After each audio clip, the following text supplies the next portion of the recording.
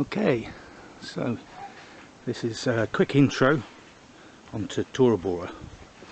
That's Brian.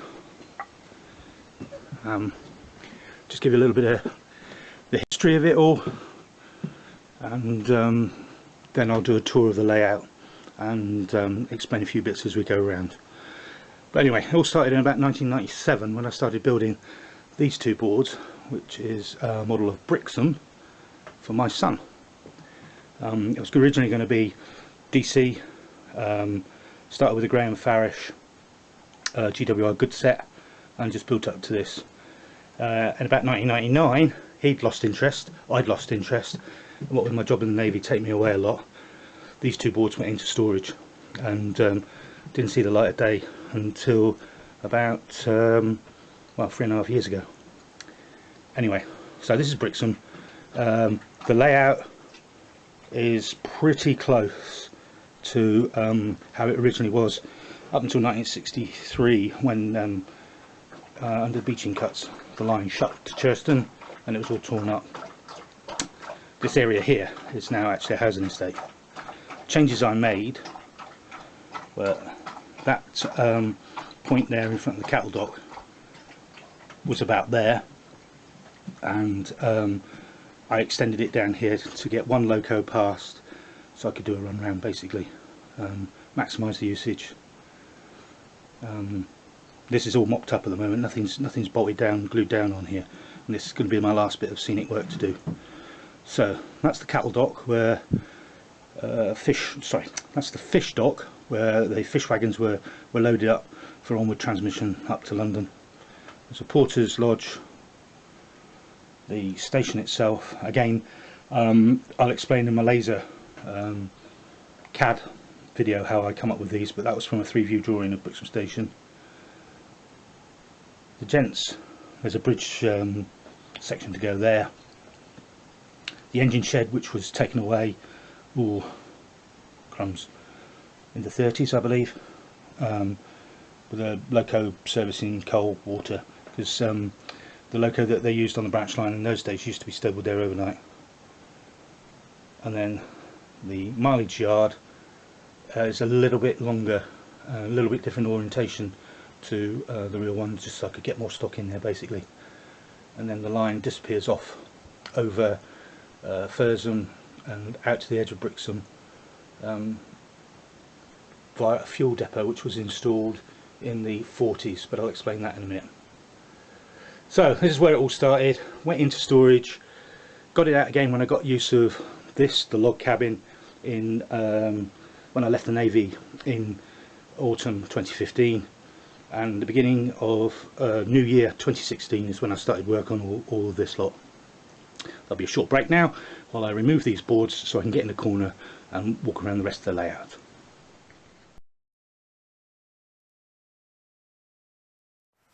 Before I carry on with the layout tour and Northfield Lensfield depot board, I need to explain the background of my layout in slightly greater depth. When I first got use of this 12-foot by 12-foot log cabin, I sat down and sketched out various ideas how to make best use of all this extra space. I settled on a continuous twin track run on a scenic shelf around the inside of the new man cave, with Brixham branch line and the fuel depot joining into the main line at my interpretation of Churston. Things have moved on considerably in the world of Engage and model railways in general since 1997, so DCC was the obvious way forward for me. Using AnyRail and taking on board some helpful comments that have been made on the Engage forum online, my plan was developed from this in April 2016 to this as built now. The general civil engineering concept was pretty straightforward. I made a suitable width shelf around the inside of the shed with large radius corners and some supporting structure for the Brixham Station and fuel depot boards. The minimum radius in the corners on the inside track is 18 inches or about 460 millimeters. The biggest issue though was how to deal with the crossing the doorway. I toyed with fitting a hinged lift out section, but once I finally settled on what the scenic sections were actually going to represent, I decided to construct my own version of the Royal Albert Bridge crossing the Tay-Bar from South Devon into Cornwall. I've really enjoyed researching this project, and it's been so much easier with the internet. But in the end, I've still ended up relying mainly on printed material, chiefly the Brixham branch by C.R. Potts, also the Newton Abbot to Kingsway branch line, also by C.R. Potts, several GWR journal articles, another book, The Brunel in Cornwall by John Christopher. That was for my Royal Albert Bridge information. And finally, a DVD entitled The System, which is a film by Michael Winner and starring Ollie Reed, which made quite a bit of use of Brixham Station in 1963, just before it closed. Finally, my grandfather was a signalman at the Goodrington Box in the 50s into the early 60s, and it was really nice to find a picture of him in the Newton Abbot to Kingsway book. So with that, we'll crack on with the rest of the tour. About half a mile outside of Brixham towards Churston, there was an Esso run fuel depot. It was established in about 1943, I believe, because it was too dangerous for tankers to transit up the channel due to risk of E-boat attack. So the tankers came into Brixham, unloaded at the breakwater. It was all aviation fuel, high-grade aviation fuel. It was stored in tanks at Bury Head and at the base of the breakwater, and then sent through a pipework system through Brixham up to the fuel depot. Trains of tankers came down overnight to Goodrington, broken up into rakes of 10, which were then brought up to Brixham, filled overnight, and then taken back the following night. So over a 3-day period they got through 40 tankers of aviation fuel up to the Cotswolds, where it went into the RAF underground storage network for distribution to the bomber bases up through the east of England and transport bases for D-Day, etc. I remember this when I was a young lad walking up through there in the early 60s, because you could still smell the fuel seeping up from the tanks, the underground tanks. It's all been demolished and built on in the early 70s now. But anyway, I wanted to build this board, so I did. This the main line from the branch line from Brixham comes in, follows around, and then departs for Churston. Again, the track layout, well, first of all, there's very little information around, because they just didn't record it then, and it was wartime, so it was all classified anyway. I made up the refuelling rigs from plasticard strip. There's a lot of bits in there, and it took a long time, and each road will take 10 tankers. I've used Dapple Easy Shunt, and there's magnets buried underneath so that I can actually do the shunting.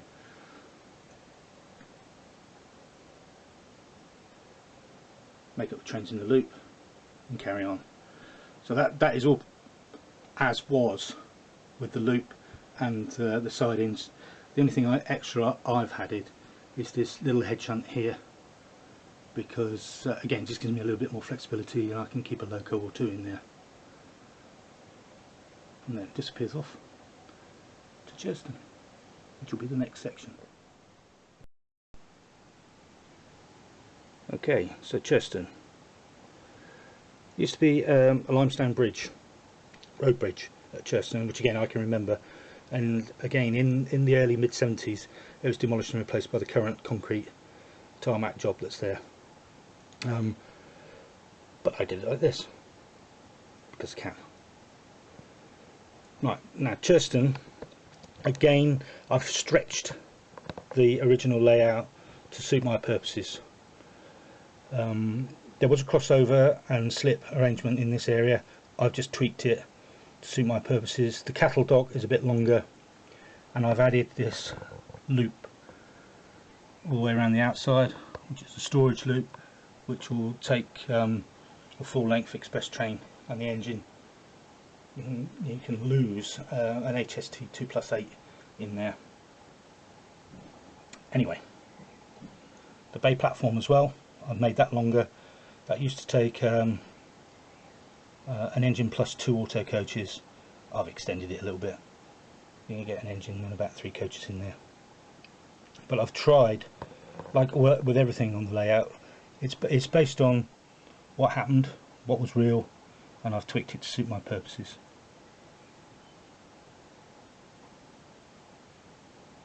Churston Station building itself, it's one of my laser jobs. I come from Brixham, live up there, still got a house there when I'm not working down here.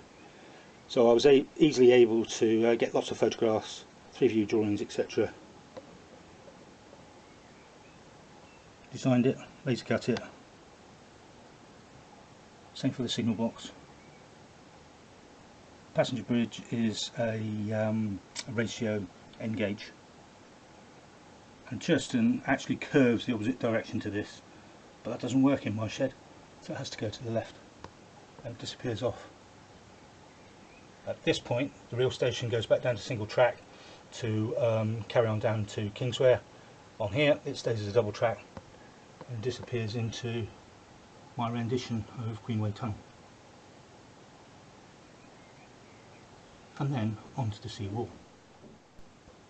Okay, more liberties here. My geography's all wrong, because we come out of Parsons Tunnel and in a minute we'll disappear into Dawlish Tunnel, so it's all wrong. But again, as I said just now, I like to base things on reality. So that's a picture of Parsons Tunnel, which I laser cut the tunnel mouth. We'll run along the sea wall. Parsons Tunnel signal box, which was removed in the 50s, I believe. So we proceed along the seawall. Well, we would end up at Teignmouth. We actually go into the tunnel at Dawlish.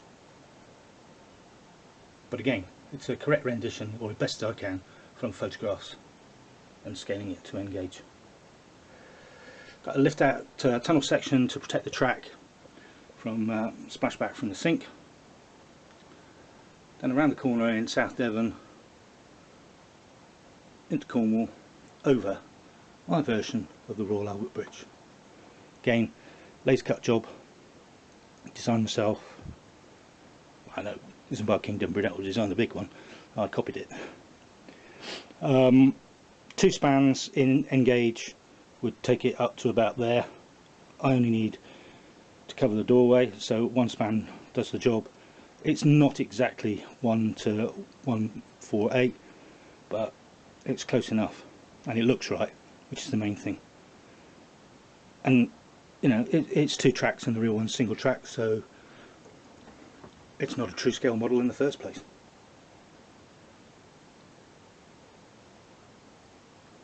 And then to what I call Trago junction with a ratio signal box. Now what I wanted to replicate here was those twisty curvy lines that run down the Glyn Valley by Trago Mills at Liskeard, where with all the woods behind. But I also wanted some storage space, so we used the trees to hide 2 lanes of storage where I can get a 2+8 HST and a 2+7 HST train complete. And then the final bit, sweeping curves that run into my version of red roofing core. Okay, so back down to single, back onto the main, and then there's a crossover. Right. Particularly like this area myself. I'm quite proud of this. That is a scale model of Marshall Shaft, which was actually a pumping house in Troon. Still stands. Been able to take photos of that, etc.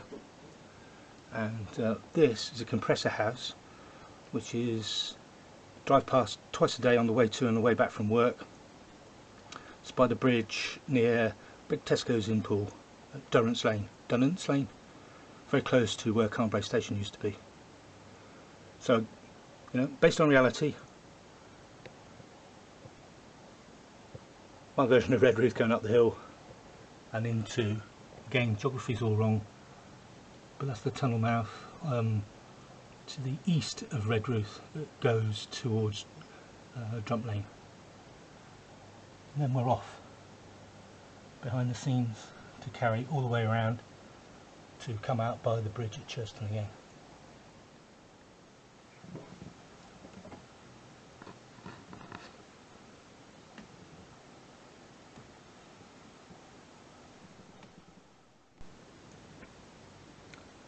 And that's the twin tracks running behind the refuge siding. It'll appear here to pass under the bridge, back to Churston, and we're off again.